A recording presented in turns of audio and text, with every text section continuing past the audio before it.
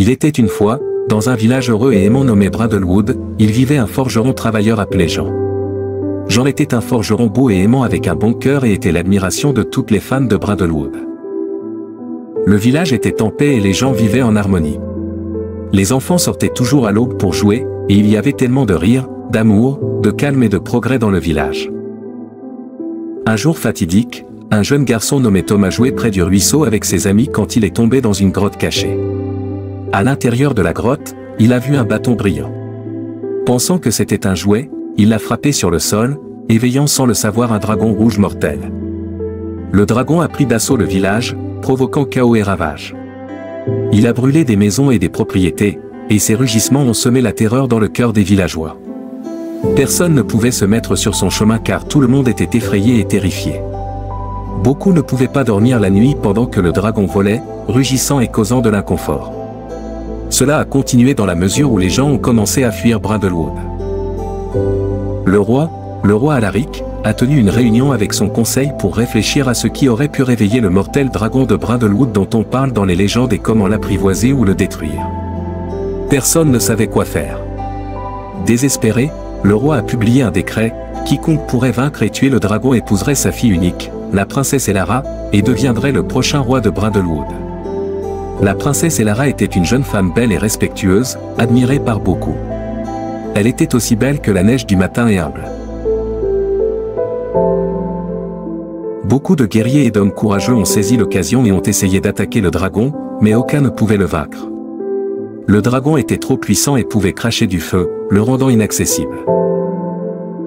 Aucun des braves hommes ou guerriers ne pouvait vaincre le dragon mortel. Jean était attristé et terrifié par la situation, mais se sentait impuissant car il n'était qu'un forgeron. Une nuit, il rêva d'un dragon qui s'approcha de lui et lui donna ses ailes. Quand il s'est réveillé, il s'est demandé ce que le rêve signifiait mais l'a rejeté à la suite des récents événements liés au dragon. Ce matin-là, quand Jean entra dans sa forge, il fut accueilli par un être mystérieux vêtu de vêtements roses avec un livre brillant à la main. Terrifié au début, Jean a été pacifié par l'être, qui a expliqué que c'était un ami. L'être dit à Jean que le dragon dans son rêve était le roi dragon, et les ailes qu'il a reçues signifiaient qu'il avait été choisi comme le tueur de dragons. Jean était destiné à détruire le dragon rouge mortel. L'être a laissé Jean avec un livre appelé le « Livre de l'épée », qui contenait des instructions sur la façon de construire l'épée suprême du tueur de dragons, et a disparu avant que Jean puisse dire un mot.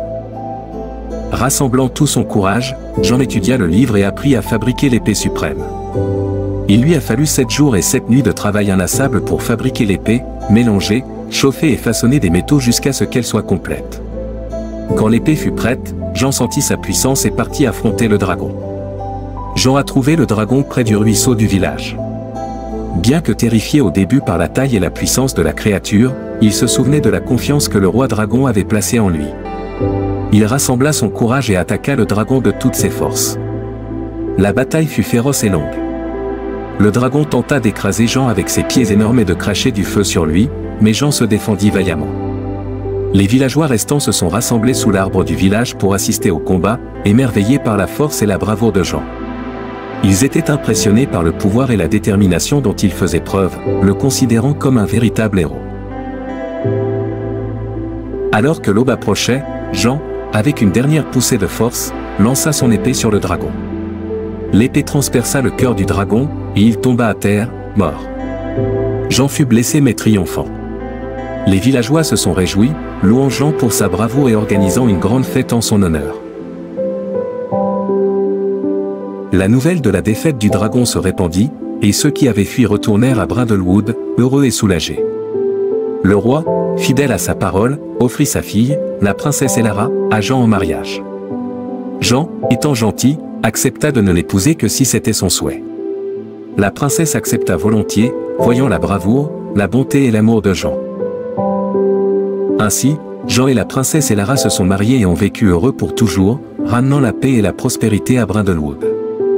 Le village a prospéré une fois de plus, avec des rires et l'amour remplissant l'air, tout cela grâce au courage et à la gentillesse de Jean, le tueur de dragons.